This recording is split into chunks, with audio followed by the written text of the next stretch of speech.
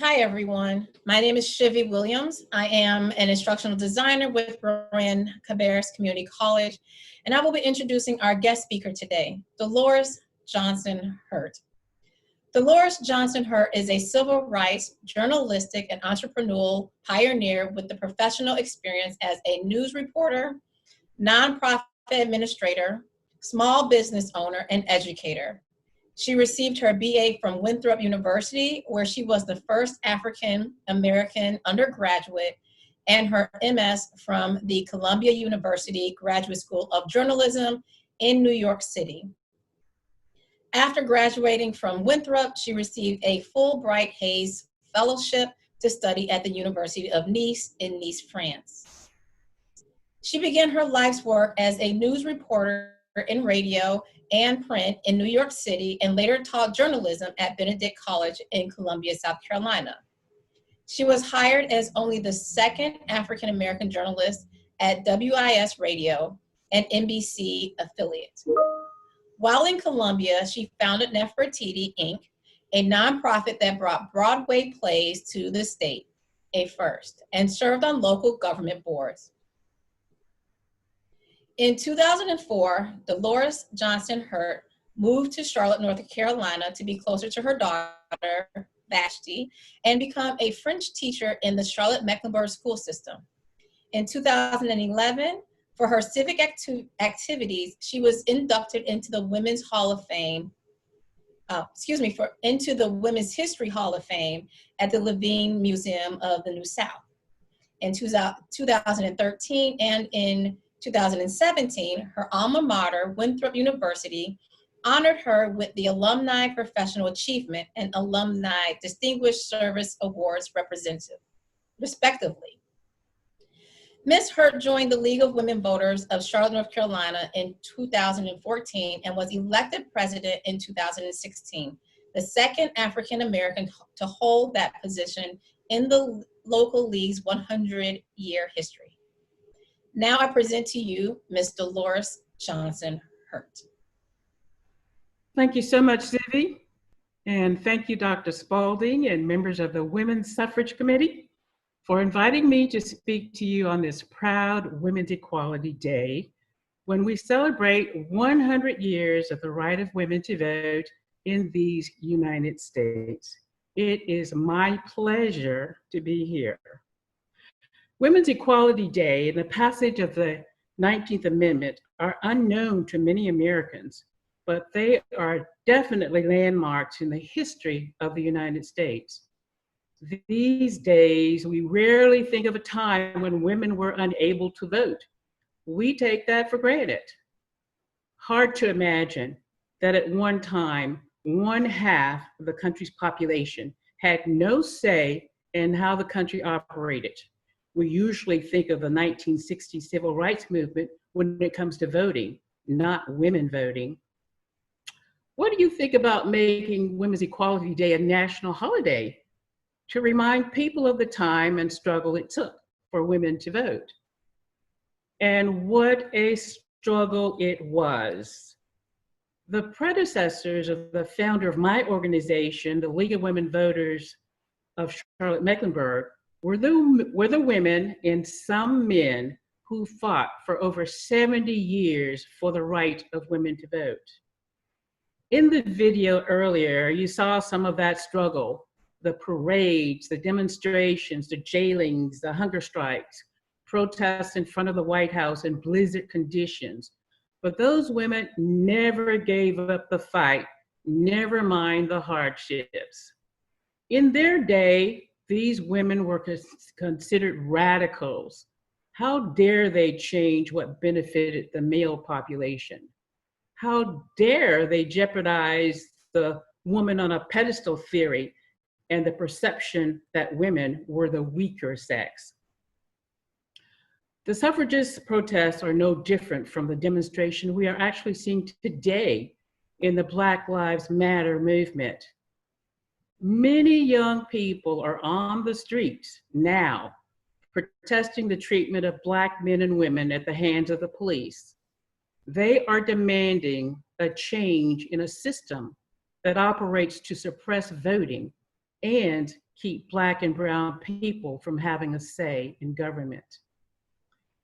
The suffragists understood the urgency of voting and the power of being able to make decisions on issues that affect their everyday lives.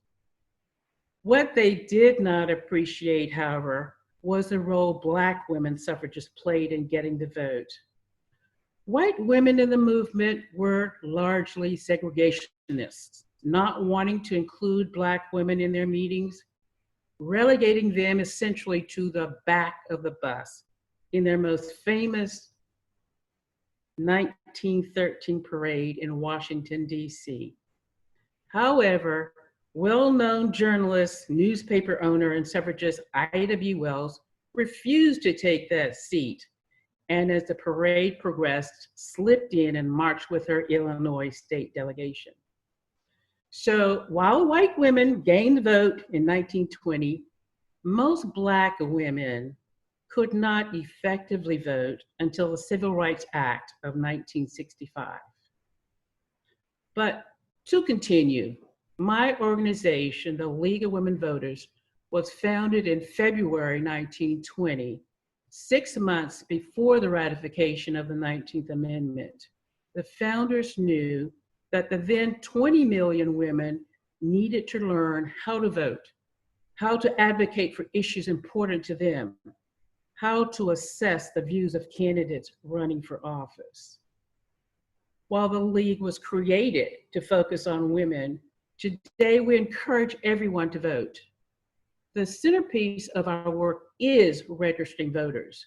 We know that voting is a cornerstone of a democracy, and registering is a first step in the process. Before COVID hit us, the League members in Charlotte averaged between 6,000 and 7,000 new citizen registrations a year. But we don't stop at telling everyone to register and vote. We believe you must be informed about who and what you're voting for, and not vote to just say you voted. You should also actively support, in as many ways as possible, the candidates you believe will work for you and your causes. Although women gained the vote in 1920, our fight for equal rights has also gone on for 100 years and will continue in order to achieve equity with men. We don't want to be men, of course. We like being women, but we demand to be respected just as much. America is still very much a patriarchal society. If you look at who is making or not making decisions in one of the highest governmental bodies in the country, the United States Senate, you cannot help but agree with me. Women comprise, of course, the majority of voters in the country. We should have representation in local, state, and national government as our numbers indicate. In this pandemic, we see how women are on the front lines in hospitals and healthcare facilities, working as cashiers in grocery stores, and how vital our services are. On this Women's Equality Day, I'd like to focus for a moment on one particular subject important to young women entering the workforce and those already in it. That subject is equal pay for equal work. Most women do have to work to support themselves. Many women are breadwinners of the family. But breadwinner or not, on the job, women need to be paid equally as their white male counterparts. Let me give you an example. Recently, throughout Switzerland, women joined together to express their outrage by screaming for a full minute to protest against gender inequality. This year's event took place on June 14th at 3:24 p.m., the time after which women technically work for free every day because of Switzerland's gender pay gap. No matter the occupation in the United States, white women, Black women, Latino women, and women of Asian Pacific heritage are paid less, ranging from 80 cents to 50 cents or less on the dollar compared to white men. Last year, the US House of Representatives passed what's called the Paycheck Fairness Act, but it is still languishing in the Senate. The Paycheck Fairness Act should be on the tongue of every working woman. It calls for remedies for wage discrimination that include such things as protecting employees from retaliation for discussing pay with coworkers. It limits asking for pay history. It demands companies to conduct gender wage gap analyses and create action plans to narrow the pay gap. The act also toughens legal provisions for noncompliance. The League is asking all women to demand US senators pass that act. This November, we will vote in one of the most consequential elections of our lifetime. We believe that American democracy is on the line in the presidential election. But we also know that down ballot races, local elections, are just as or even more important as the every 4-year presidential election. The League is nonpartisan, meaning we do not endorse political parties or candidates. We are, however, political.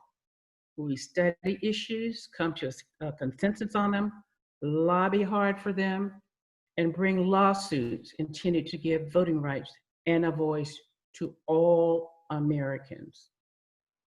Dr. Martin Luther King famously said, "The arc of the moral universe is long, but it bends towards justice." That means it takes a long time for a change to come. We women, as the suffragists, must always and continuously advocate for our rights, unafraid as they were, or we will never overcome. Thank you very much.